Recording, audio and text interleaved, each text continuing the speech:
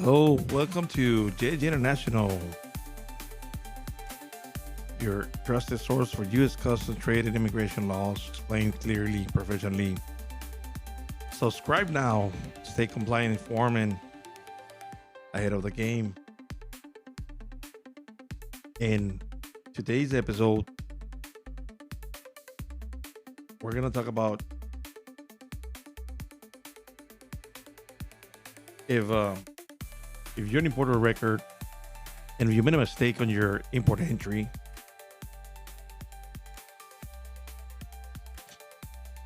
don't wait for CBP to find it, fix it with a post entry correction, also called a PSC.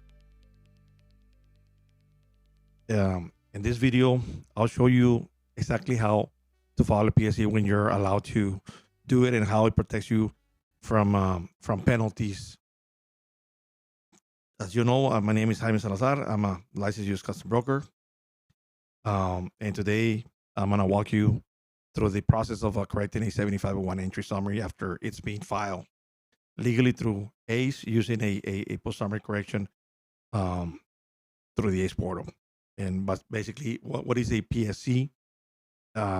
Mainly, it's a post summary correction allows importers to correct entry data after release, but before liquidation. Replaces the older post entry amendment process file electronically through the ACE portal. When can you file a PSC? You can file if the entry was filed in ACE. Entry has been fully released. Entry has not been yet liquidated. It's very important that the entry has not been liquidated. Liquidation usually occurs 314 days after the entry has been released, unless CBP extends the liquidation cycle date. You know, you're gonna file a post summary correction if CBP already issue a form 28 or 29 for that entry. A prior disclosure have been submitted for the same violation. That correction involves a non-ACE entries or if the original entry wasn't filed properly. What can you correct on a post summary correction? Obviously, it is the classification, country of origin, free trade agreement claims, valuation errors, quantity or invoice discrepancies, MPF recalculations, pretty much, and how to file it.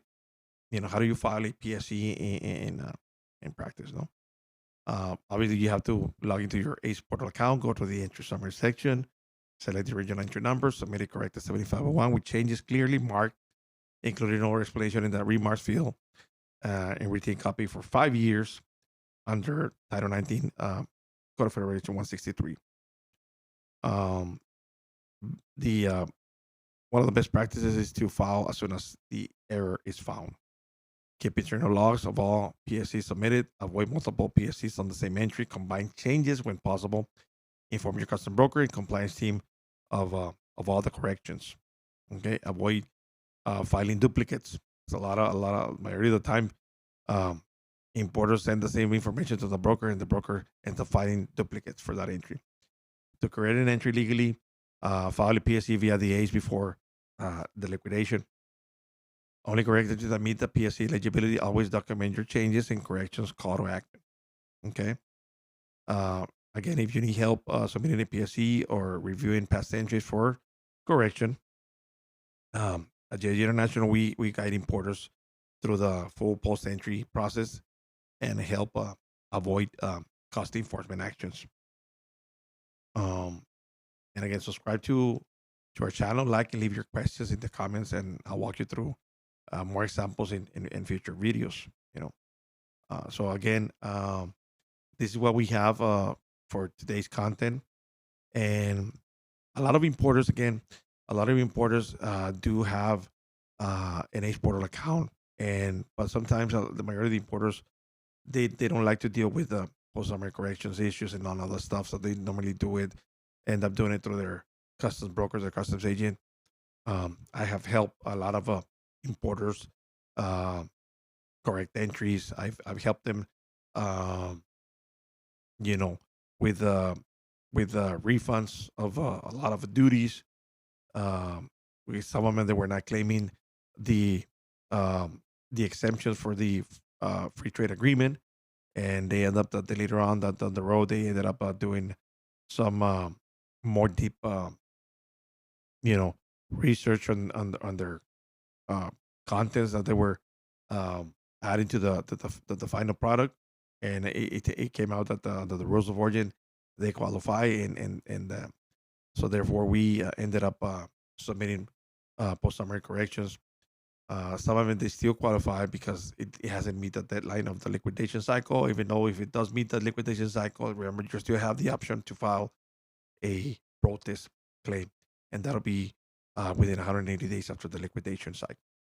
So there you have it. And again, I like to thank everyone who subscribed and supported JJ International. And again, we welcome the new ones, the new subscribers that have been joining to our channel. And thanks for watching. Thanks for watching. And again, if you found this helpful, hit the like button, subscribe, and turn on the bell. Never miss any updates on U.S. Customs, Trade, and Immigration laws. And we talk about other federal laws as to try to keep you informed and up to date with the new changes and regulations and law and federal laws and everything. So again, thank you for tuning in today, and I'll see you in the on the next video. Thank you very much wherever you are. Okay.